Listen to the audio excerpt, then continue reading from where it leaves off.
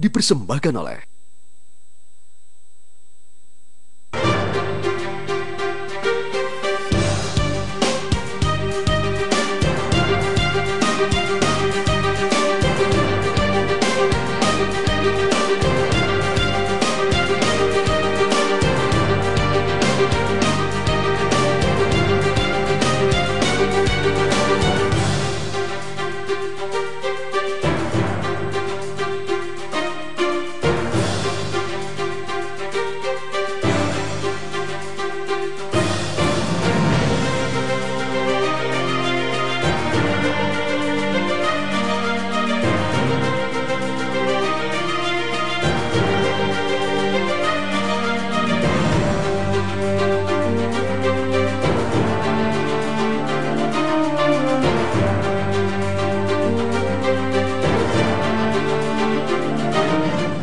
keseharian Wali Kota Surabaya Tri Risma hari ini. Bisa berikan gambaran ke saya, Ibu, berangkat jam berapa? Kan biasanya saya membaca Ibu selalu berangkat, selalu ada belusukan, memastikan hal-hal sudah sesuai, kemudian baru ke kantor. Gambaran kesehariannya seperti apa? Ya, saya pagi 5:30 paling lat itu sudah keluar rumah. Orang tidak bisa nerka saya juga kadang tidak tahu saya mau kemana. Tiba-tiba saya ngomong sama ajudan saya mau ke barat, saya mau ke utara. Saya itu tanpa perencanaan, tapi biasanya ada ada khusus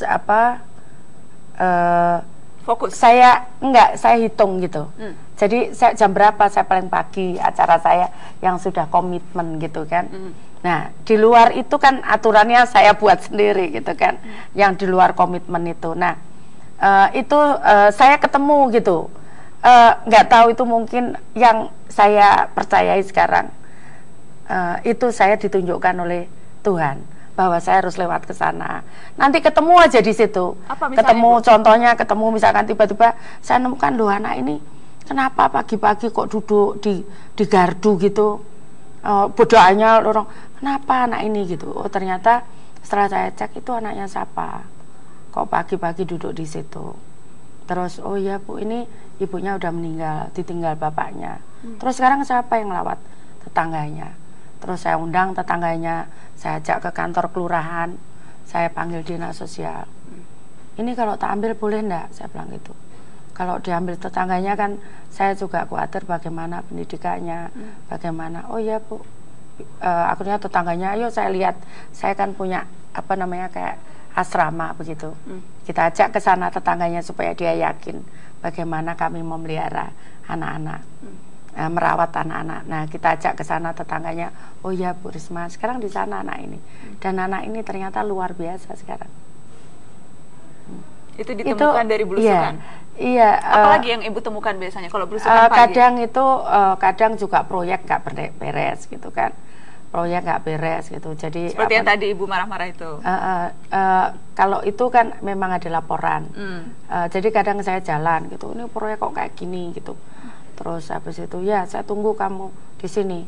Coba ya saya selesaikan di situ juga gitu. Saya tunggu di sini. Ini coba kenapa proyek kayak gini? Ini kenapa belum ini gitu. Kayak seperti itu. Jadi memang kadang-kadang kayak ada mengatur begitu. Tapi pasti nemu sesuatu saya.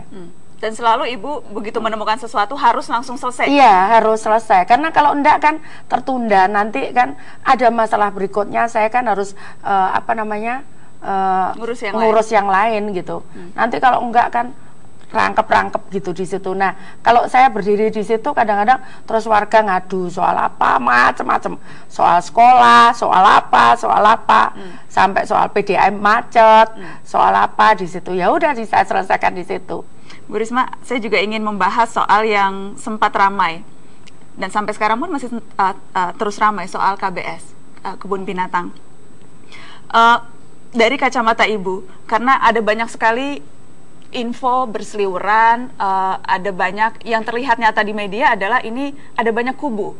Ada kubu ini, kemudian perseteruan tidak habis, masing-masing saling klaim kebenaran. Apa yang Ibu lihat sesungguhnya persoalan KBS? Saya terus terang juga sebenarnya awalnya tidak tertarik. Sebenarnya tidak tertarik. Saya kan sebetulnya awalnya tugas saya kan, saya pikir ya manusia lah di dalam kota itu kan, manusia. Makanya saya coba sekolah semua, saya fasilitasi, termasuk anak miskin, termasuk itu. Nah, terus di berikutnya tiba-tiba ada yang datang ke saya, pengen jadikan KBS itu ada bangun hotel di situ dengan alasan uangnya tidak cukup untuk memelihara binatang tadi, restoran. Nah, makanya saya juga enggak bisa saya sampaikan begitu, enggak bisa, ini kebanggaan warga Surabaya dan ini pernah menjadi sejarah, dicatat di dalam sejarah Indonesia, ini kebun binatang terbesar di Asia. Tidak bisa saya katakan begitu. Nah, karena tanahnya pemerintah kota, atas nama pemerintah kota itu, tanahnya saya bilang udah sampai alih gitu. Nah, tapi ternyata di perjalanan itu konflik itu terus gitu, sampai bingung kan. Saya sudah sampaikan, sampai media asing nulis kan. Saya Zoo pikir of Death. Iya. Malu Ibu ketika membaca itu? Ya malu ya, enggak, karena saya enggak ngelola gitu kan. Tapi saya yakin memang media pasti nyalakan saya, media asing, karena saya wali kota, biasanya kan wali kota harus nangani itu semua gitu. Nah, kemudian dari situ setelah kita dapat izin operasional, ya ternyata setelah saya kan minta dikaji oleh Universitas Erlangga tentang bagaimana kondisi binatangnya, kan saya harus begitu. Kalau saya ambil alih kan titik nolnya harus kelihatan kan. Ternyata banyak yang sakit binatangnya, sudah banyak yang tua. Kemudian pengelolaannya juga tidak benar. Kemudian ada proses hukum, masalah-masalah di dalamnya. Itu dianalisa oleh UNAR. Nah, terus kejadian yang saya terakhir itu, kemudian saya sudah nggak betah lagi saat ada harimau tergantung itu kan. Itu meskipun saya nggak mentolo lihatnya, saya gini, Bu lihat gambarnya saya begini, mimin rapat, karena saya sudah bayangkan apa gitu. Coba Bu masa begini, saya antara berani tidak gitu ngelihat itu. Akhirnya saya sudah saya tak lapor KPK aja gitu. Lapor KPK, dan kemudian Ibu memang melapor KPK? Iya, terus saya lapor KPK itu. Jadi itu sudah tidak ada, saya sudah tidak ada sudah tidak bisa lagi bagaimana ngamankan ini kan. Bingung saya terus terang juga. Apa yang Ibu harapkan KPK bisa lakukan? Ya saya lihat di situlah, coba dilihat itu ada apa gitu kan. Kecurigaan Ibu ada apa sampai lapor KPK?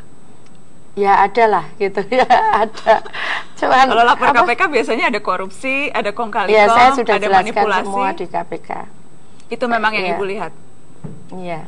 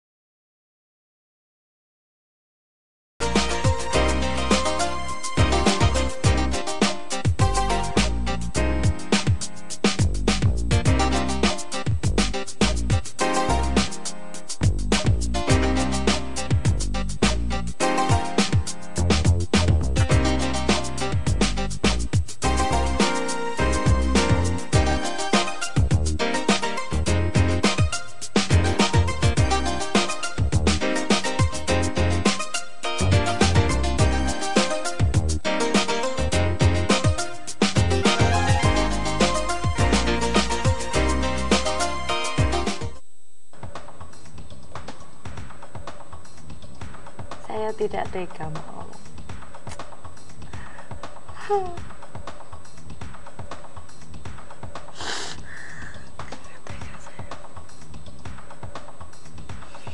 Maaf,